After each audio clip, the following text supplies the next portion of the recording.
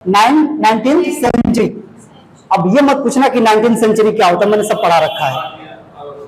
किसी को डाउट है? 19वीं शताब्दी में ईस्ट इंडिया कंपनी का शासन था हमारे भारत में। तो उससे पहले भारत में क्या हुआ था, कौन सा शासक था, किसी को कुछ नहीं पता था। नहीं पता था, अशोक के बारे में भी नहीं पता था, चंद्रगुप्त मौर्य के भी बारे में कुछ नहीं पता था। अब क्या हुआ, तो ईस्ट इंडिया कंपनी, किसका भाई? ईस्ट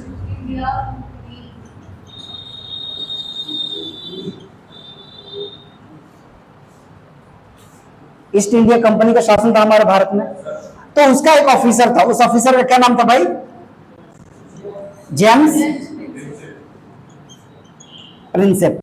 अब जेम्स प्रिंसेप जो था वो हमारे भारत में आया ईस्ट इंडिया कंपनी का ऑफिसर बनके, लेकिन उसका हिस्ट्री में इंटरेस्ट था। अब उसने क्या देखा कि बहुत सारे पिलर पे या फिर मतलब कि शिलालेखों पे, पहाड़ों पे क्या है, कुछ ना कुछ बातें लिखी गई है, लेकिन वो किस भाषा में लिखी गई थी किसी को पढ़ा नहीं जा रहा था, है ना। तो जेम्स प्रिंसेप ने अथक प्रयास से बहुत ज्यादा उस पर मेहनत किया, लगभग 12 साल के प्रयास के बाद जाकर उसको सफलता मिली है। और उसको सफलता कब मिली? 1837 में। 1837 में उसने क्या किया, 2 भाषा को पढ़ने में सफलता प्राप्त कर ली। वो 2 भाषा कौन थी भाई? ब्राह्मी एंड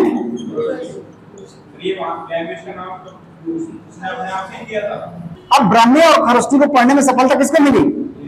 जेम्स प्रिंसेप को मिली। तो जेम्स प्रिंसेप ने यह बताया कि ब्राह्मी और खरोष्टी में एक नाम कॉमन है और बार बार वो नाम मिलता है, और वो नाम क्या लिखा है भाई?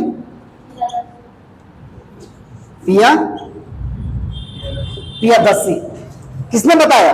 जेम्स प्रिंसेप ने बताया कि एक नाम लिखा हुआ है पियादसी, और पियादसी बार बार लिखा गया है, लेकिन ये समझ में नहीं आ रहा है कि किसके लिए लिखा गया है। तो ऐसे ही पढ़ता गया, तो फिर कुछ टाइम के बाद ऐसे ही पढ़ता गया, लेकिन फिर कुछ टाइम के बाद क्या हुआ, उसको एक और नाम मिल गया। वो नाम क्या था भाई? अशोक। अब उसने बताया कि ये जो पियादसी जो वर्ड यूज हुआ है वो किसके लिए यूज हुआ है? अशोक के लिए यूज हुआ है पियादसी। किसने बता दिया? जेम्स प्रिंसेप ने। तो एक राजा के बारे में, एक शासक के बारे में हमें जानकारी मिल गई, उसको क्या कहा जाता था? पियादसी। अब पियादसी का मतलब क्या होता है? कहीं कहीं पियादसी लिखा रहता है, कहीं कहीं प्रियदर्शी।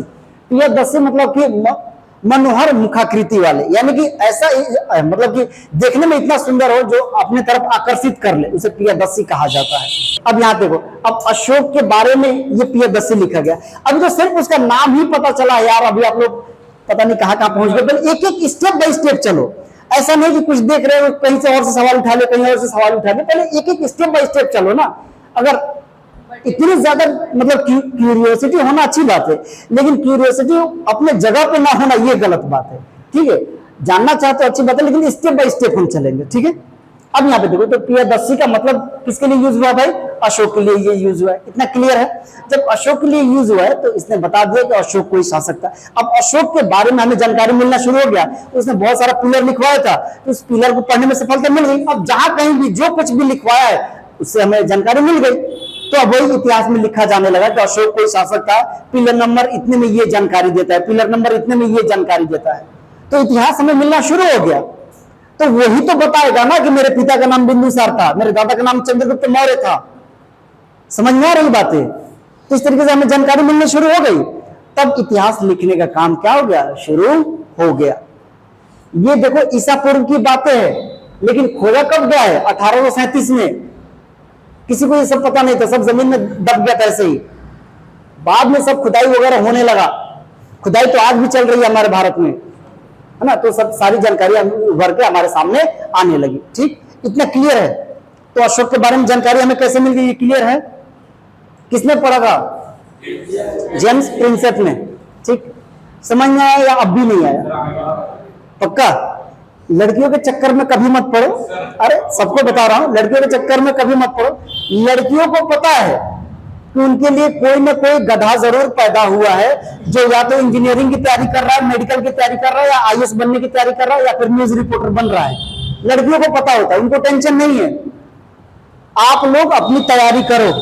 अगर नहीं पढ़ोगे लिखोगे ना, कुछ नहीं हाथ लगने वाला, और लड़कियों को हर हाथ में कुछ ना कुछ लग जाएगा। अब हमें यह भी जानकारी मिलने लगा कि भाई अशोक कहां से बिलोंग करता था? मगध साम्राज्य से बिलोंग करता था। ये सब हमें कैसे पता चल रहा है? ब्राह्मी और खरोष्टी लिपि से, ठीक है। जेम्स प्रिंसेप ने अर्थ निकालना शुरू कर दिया था। अब यहाँ पे देखो क्या कह रहा है कि अब हम महाजनपद की बात कर रहे हैं। तो अशोक जो था, अशोक किससे बिलोंग करता था भाई? कौन सा? मगध से, मगध साम्राज्य से बिलोंग करता था, ठीक है।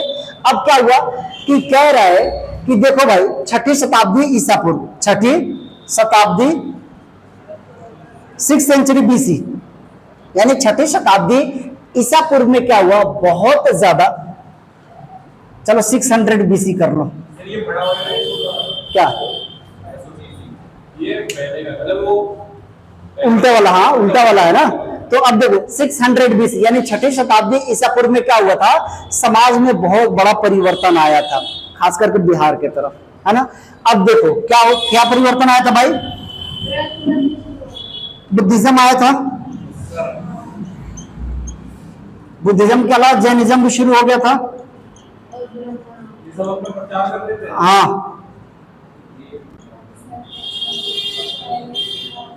अब यहां पे देखो बौद्ध धर्म की शुरुआत हो गई थी, यानी बुद्धिज्म, जैन धर्म की शुरुआत हुई यानी जैनिज्म। अब ब्राह्मणों ने क्या कर दिया था? दो ब्राह्मण तो अभी इससे भी बहुत पहले से थे, है ना। ये जैन धर्म बौद्ध धर्म तो बाद में है, ब्राह्मण तो पहले से थे। अब ब्राह्मणों ने क्या कर दिया? अब अपने ग्रंथ लिखने शुरू कर दिए, जिसको ब्राह्मणीय ग्रंथ के नाम से जाना जाता है, ठीक है। अब यानी कि समाज में रूल रेगुलेशन बनने लगा कि समाज का नियम क्या होगा। देखो समाज पे कंट्रोल किसका था? ब्राह्मणों का कंट्रोल था। समाज पर पूरी तरीके से कंट्रोल किसका था? ब्राह्मणों का कंट्रोल था। ब्राह्मण जो चाहते थे वो नियम बना देते थे, जो नहीं चाहते थे वो नहीं बनाते थे। तो समाज पूरी तरीके से किसके कंट्रोल में था भाई? ब्राह्मणों के कंट्रोल में था। तो ये सब काम कब से शुरू हो रहा है? 6ठी शताब्दी ईसा पूर्व से काम शुरू हो गया था, ठीक है। और इसी टाइम जितने भी जनपद थे या महाजनपद थे वो सामने आ रहे थे। जैसे मैंने आप लोगों को जनपद के बारे में बताया है ना। कितने जनपद थे भाई? टोटल 16 महाजनपद थे। उसमें से एक क्या था भाई? मगध था। इतना क्लियर है? किसी कोई डाउट है? हाँ बताओ, बोलो। हाँ बोलो, क्या? एक जनपद का नाम मगध था। ऐसे 16 थे, ऐसे 16 थे, लेकिन उसमें से एक कौन है? मगध है, ठीक है। एक मगध है। क्या? पूरे 16 के बारे में पढ़ेंगे? नहीं, हम पूरे 16 के बारे में, सिर्फ एक ही के बारे में हमें पढ़ना है। एक दो पढ़ेंगे, ज्यादा, इससे ज्यादा नहीं पढ़ेंगे, ठीक है। यहाँ पे देखो, ये क्लियर है? तो 16 महाजनपदों के बारे में जानकारी मिलती है।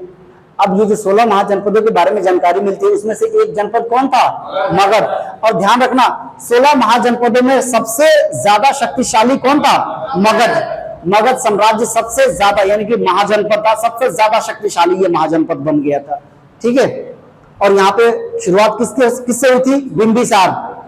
बिंबिसार, अजातशत्रु, उदयन, ठीक है। उसके बाद से बहुत सारे साम्राज्य है। उसके बाद से एक इंपॉर्टेंट जो है वो है मौर्य अंपायर। तो मौर्य अंपायर के बारे में हमें पढ़ना है आपके बुक में, ठीक है। तो जैसे अशोक की लिपि को कैसे पढ़ा गया, क्या हुआ, ये सब जानकारी हमें मिलती है यहाँ से। इतना क्लियर है? क्लियर है ये कि कोई डाउट है यहाँ पे?